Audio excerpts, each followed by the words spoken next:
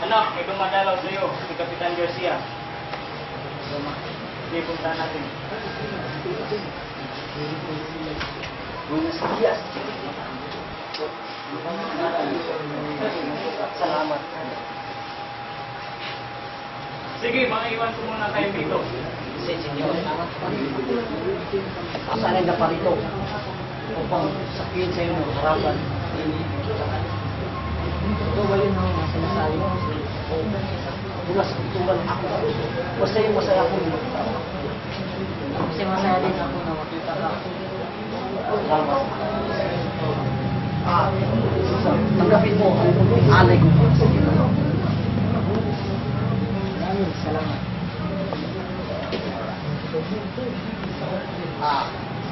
Prinsesa. Kung gusto mo ikaw sa lahat ng simbahan ay pagkain sa akin. Ganun din.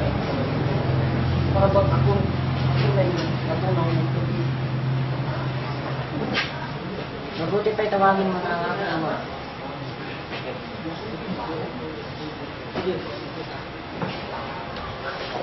Aking ama, may gusto sabihin si Sultan. Punta natin. Sige.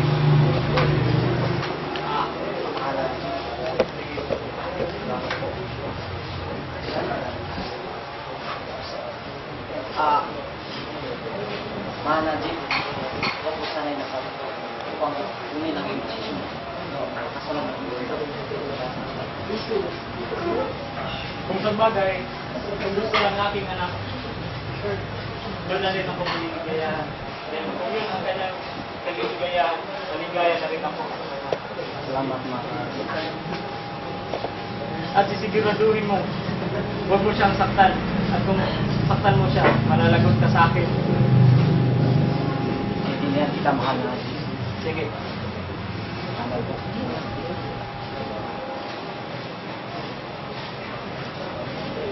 Mabuti pa ipasyal mo na kita sa aming hardin. Sige po.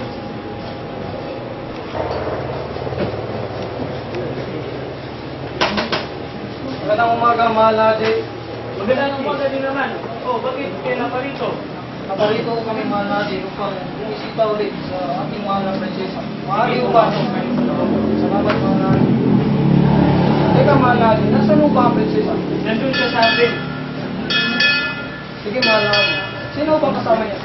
Si Kapitan Garcia. Kapitan Garcia. Parang bago ang pangalan niya rito. Sino ba? Mahal na Najit, isang Kastila yan. Siya yan, si Kapitan Garcia. Ayan ako mahal. Teka, bakit naparito yan? Nagsalito kami para dalawin ang bisita. At sino ka naman? Ako ang bisitahan gamay, Kapitan Garcia. Makinsi? Teka.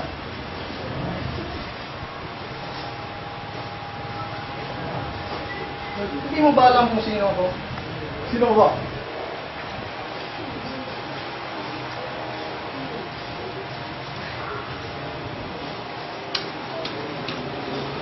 Bawal magsigarilyo dito sa pamamahay ko. Sorry, mahal na Najit.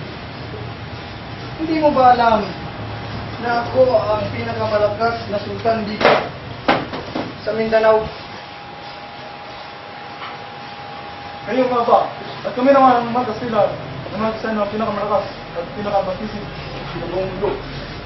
Tama nga ba yan? Ay, teka. Sorry, mahal na Najit. Mahal na Najit. Ibahin natin ang usapan. Bakit na? Sino nga ako madumi ako? Ikaw. At ikaw naman, ano? Bakit ka? Tumahimik ka na lang dyan, Kapitan. Yan naman natin. Ano? Papangahas kang Kristiyano ka? Hindi mo ba alam? Hindi mo ba alam na teritoryo namin ito? Ano ngayon? Ano ngayon? Wala kayong magagawa. Tumahimik ka! Huwag kayong mag-away sa pamamahay ko. Ayaw kung may dugo na nadanak dito. Alam mo man naman na mahal na kung ano ang unay na bagay ko dito. Yung gusto ko lang itanong kung bakit mas pinili mo pa ang mapangahas na Kristiyanong ito.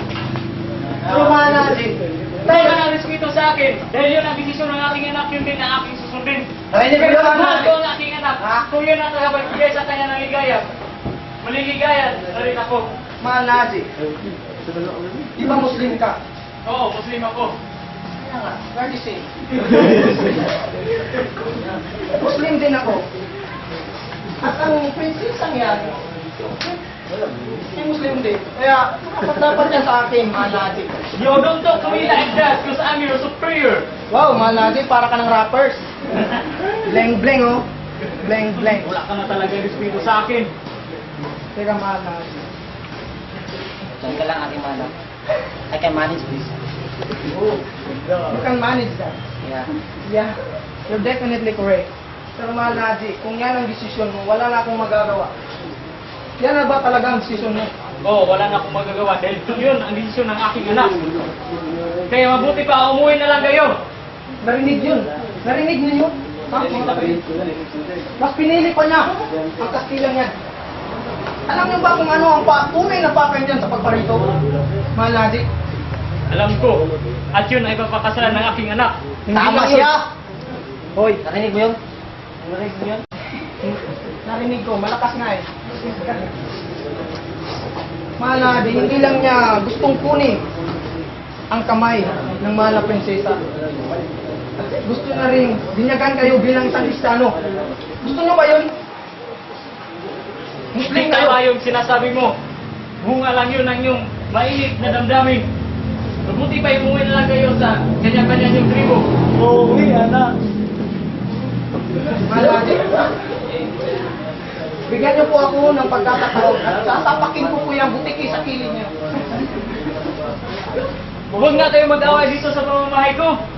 Manadi, kung itataboy mo kami ng parang isang baboy, wala na ako itong magagawa. Wala na ho kaming magagawa. Buti alam mo. Kaya kung ganun, yun ang desisyon niyo. Wala na akong magagawa, mahal na Adi. Kundi ang patayin na Kristiyano yan. Mahal na Adi! Wala mo. Gago!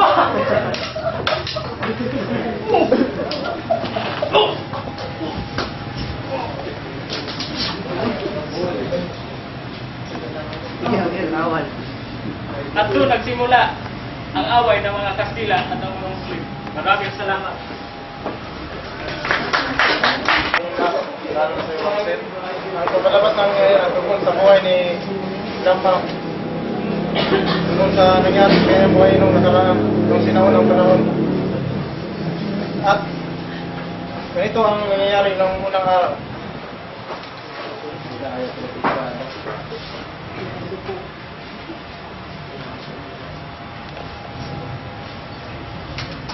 Uy, gumagalaw ang anak ko ah. Siguro ka, mukha ko bapo-bapo. Kailangan, meron pa ito ng parang mo. Huwag ka naman magsalita ng ganyan, di. Pero di huwag ka naman ng gano'n. Sabang pa na yung sa pila, mayroon dumating na misahero na galing sa bundok at may sinabi ito kay Dunduan. Magandang araw po, Dunduan. Oh, magandang araw din. Anong pakay mo rito? May design po ako galing sa bundok. Ano nung minsaya na yan na dada mo? Ang mga ikurot po ay lumabag sa batas at lumabag po. Ha? Lumabag sila sa aking batas? Dapat ang batas ko ay hindi sila lumabag. Bukas sa umaga, pupunta natin yung mga igurot na yan. Sunod po, Dunduan. At pagkalipas ng ilang oras, ay naglakad si Dunduan patungo sa bundok at doon nabutan niya ang mga igurot.